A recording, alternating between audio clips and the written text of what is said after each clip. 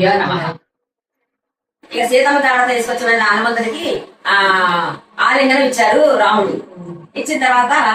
సుగ్రీవుడు అంటాడు, రామా ఇతను విచారించాల్సిన అవసరం లేదు, సీతమ్మ జాడ తెలిసింది, మనకి ఎక్కడ ఉన్నది తెలిసింది, ఇక మనం శీఘ్రమే వెళ్ళటమే ఉన్నది, అది వెళ్ళడానికి ఏం చేయాలి అనేది ప్రయత్నాలు చేయండి, ఇక మనం మీరు విచారించవద్దు, ఇక అసలు మనం ఆ నది సముద్రం దాటి వెళ్ళాము అంటే ఆ రావణాసుడు చచ్చినట్టే, విజయం మీ చేతికి వచ్చినట్టే, సీతమ్మ మీ దగ్గరికి వచ్చినట్టే, ఏమీ అక్కర్లేదు, మీరేమి విచారించక్కర్లేదు, మన వానర యోధులందరూ కూడా రెడీగా ఉన్నారు, ఉత్సాహంతో ఉన్నారు, ఎప్పుడు బయలుదేరదాం అంటున్నారు, ఇక మీరు చెప్పండి మనం బయలుదేరదామని చెప్పని అంటాడు సుగ్రీవుడు రాముడితోటి. అంటే అప్పుడు రాముడు అంటాడు, అలా కాదు, శత్రువు యొక్క బలము, ఆ లంకలో ఇల్లు ఎలా ఉన్నాయి, వాళ్ళు రాక్షసులు ఎలా ఉంటారు, వాళ్ళు యుద్ధం వస్తే ఎలా ప్రవర్తిస్తారు, వాళ్ళకి ఎలాంటి ఆయుధాలు అంటే తెలుసుకున్న తర్వాత వెళ్ళాలి. హనుమంతుడు కూర్చొచ్చాడు కాబట్టి, హనుమ నువ్వు అక్కడ ఎలా ఉందో చెప్పు అని చెప్పంటే, అక్కడ అసలు సర్వ సౌఖ్యాలు ఉన్నాయండి రావణాసుడు లంకలో, ఒకటి ఉంది ఒక లేదా లేదు, ఇల్లు అయితే బ్రహ్మాండంగా వజ్రాలతో వైవిధ్యాలతో బంగారం వెండి తయారు చేసి ఇల్లు ఉన్నాయి, అక్కడ ఆయనకి ఎంతో సైన్యం ఉంది, ఇక చుట్టూ పెద్ద గోడ కట్టి ఉన్నది, ఆ గోడ దాటమే చాలా కష్టం అసలు లంకలో ప్రవేశించాలంటే,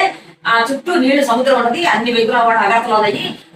వాళ్ళకి ఎంతో మంది రాక్షసులు తూర్పు వైపు పడమ వైపు ఉత్తరం దక్షిణ 4 దిక్కులా రాక్షసులు ఎప్పుడు కావా ఉంటూ ఉంటారు, వాళ్ళు కత్తి డాలు కొట్టుకొని రెడీగా ఉంటారు, రావణాసుడు ఎప్పుడు యుద్ధం చేద్దామని రెడీ దూకుతున్నట్టు ఉంటాడు, అలా చాలా కష్టం, అక్కడికి వెళ్ళి గెలవడం అనేది చాలా కష్టం, కానీ మన వానరులు మాత్రం చేయగలము, ఆల్రెడీ నేను 400 గంటని ధ్వంసం చేసి వచ్చేసాను, మీరు సముద్రం దాటే విధానం చూడండి, ఆ సముద్రం కనుక మనం దాటాము అంటే ఇక రాముడు చచ్చినట్టే మనం గెలిచినట్టే అని చెప్పి హనుమంతుడు దిగాడు. సరే అని చెప్పి ఈ రోజు బయలుదేరాం, ఈ రోజు విజయ ముహూర్తం, ఇది చాలా మంచి ముహూర్తం, ఈ రోజు విజయ ముహూర్తంలో బయలుదేరామంటే మనకు విజయం కలుగుద్ది, మన శత్రువుకి ఓడిపోతాడు, ఇప్పుడు బయలుదేరాం మన వెంటనే అని చెప్పని అప్పుడు రాముడు చెప్తాడు, ఎవరెవరు ఎట్లా ఉండాలి, ఎవరు ఇటు పక్కన నడవాలి, ఎవరు ఇటు పక్క ఉండాలి, ఎవరు ఎట్లా ఉండాలి అని చెప్పి, యోధుల వరకు వెళ్దాము, మా ఊరు దగ్గర వచ్చేసేయండి, ఎందుకు అనవసరంగా వాడు ప్రాణం తీయడం, మా యోధుల వరకే వెళ్దాము, మా ఊరు దగ్గర వచ్చేసేయండి. అయితే ఎవరైతే ఉన్నారు రాముడేమో హనుమంతుడి మీద చెప్తాను, లక్ష్మణుడేమో అంగదుడి మీద చెప్తాడు, మీరందరూ చుట్టూతా ఉండండి. కొంతమంది రాక్షసులు వాళ్ళు మాలా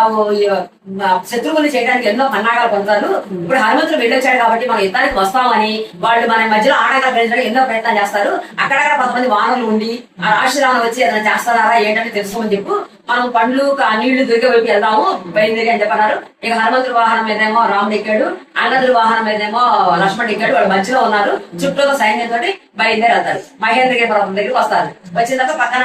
వీళ్ళందరినీ బస్ చేయమంటారు, వచ్చేసరికి పొద్దుపోకింది, సంధ్యా సమయం అయింది, రాముడును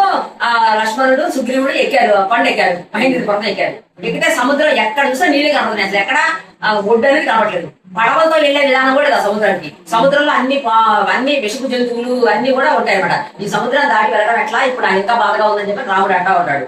సీతమ్మ ఎలా ఉందో ఆ రాక్షసుల మధ్యలో మనం ఎప్పుడు వెళ్తాము ఎప్పుడు తెలుస్తామని బాధపడుతుంటే ఏమీ లేదు, అంతా బాధ్యతతో లక్ష్మణుడు ఊరటిస్తాడు. ఇక సంధ్యా సమయం అయిందని చెప్పి వాళ్ళు సంధ్య వాచుకుంటారు రామలక్ష్మణులు, ఆ రైతులు అక్కడ విశ్రమించుకుందాం అని చెప్పుకుంటారు, లేకపోతే ఏం చేద్దాం ఆలోచించుకుందాం అనుకుంటారు. జయ శ్రీమన్.